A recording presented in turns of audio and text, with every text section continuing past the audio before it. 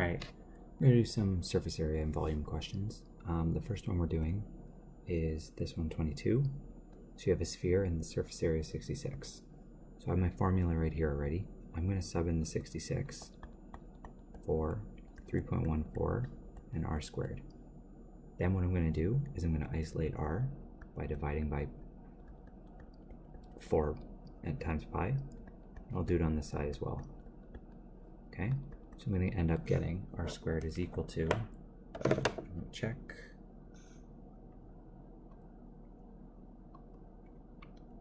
I got 5.25, so then I have to square root both sides, and I get r is equal to 2.2, 2.3-ish, okay. And then whatever the units are, I guess inches. So that would be the answer for 22. You sub in the number, isolate r, don't forget the square root.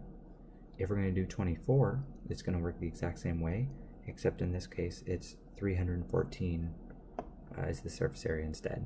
So again, all I would do is I would sub in 314 and do the exact same thing, and you get like a different answer. I'm not going to go through it because it's pretty easy, just put the numbers in the calculator. But then I want to do 25, this weird one, this b. It wants us to find the surface area and the volume. So let's do the surface area first because it's tougher, I think. So I'm going to have to find the surface area of, we'll call this part A, B, and C. So for let's do part B first. It's the cylinder, but this part is for the circles. I don't actually need the circles. I just need the side part. So I'm going to sub the numbers in. So when I look at this, it's going to be surface area of B is equal to 2 pi RH. I'm going to sub in the numbers I know. So the radius is 2, because as we can see right here, that's the radius of 2. And then the height is 4, because it gave us to that in the question. So the surface area of B is equal to, when I sub all the numbers in, 2 times 2 times 4 times 1.4. I got 50.24. And again, I use 3.14 for pi. Okay, so let's keep that aside for now because we need it later. That was B. Now let's find C. C is actually going to be kind of tricky because the formula, what we need is S. And the S is the diagonal slant length on the edge. It didn't actually give us the diagonal length. We have to calculate it. So if I draw this triangle that we see right here, this was 6 and this was 2. So I'm going to use Pythagorean to find out what S is going to be on here. So let's go through it. So it's going to be 2 squared plus 6 squared equals S squared. 4 plus 36, S squared.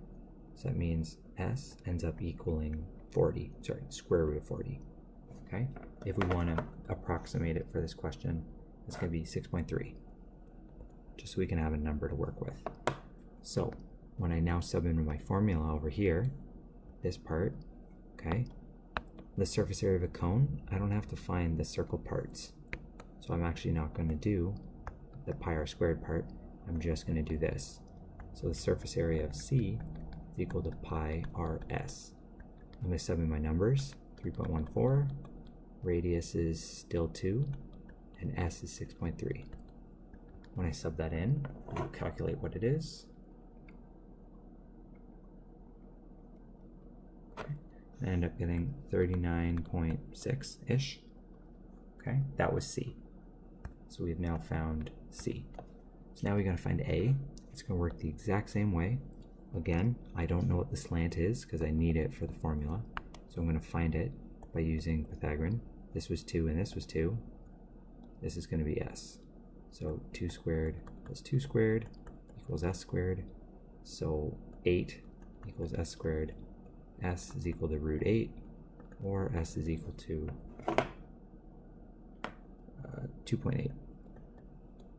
Okay, so if we sub that number into our equation here, we're going to get surface area of A is equal to pi rs, 3.14 times 2 times 2.8, and then we get 3.14 times 2 times 2.8.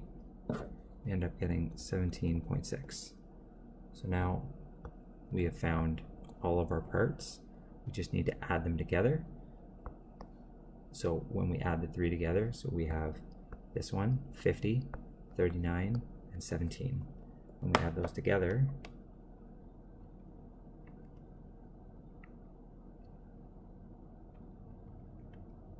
I ended up getting, as my answer, 107.44 as my final surface area.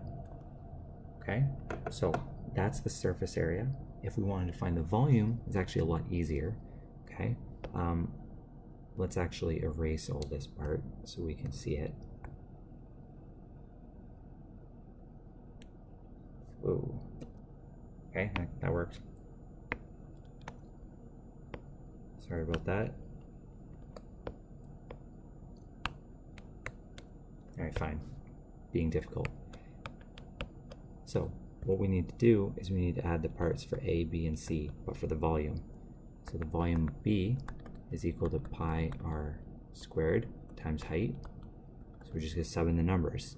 3.14 times the radius is 2 times the height is 4. Okay? For the volume of A, it's going to be pi r squared times height over 3. Again, sub in our numbers because it gave it to us. And then for the volume of C, it's the exact same formula again, pi r squared times height over 3. And then sub in the numbers. Pi 2 squared, 6 is the height over 3.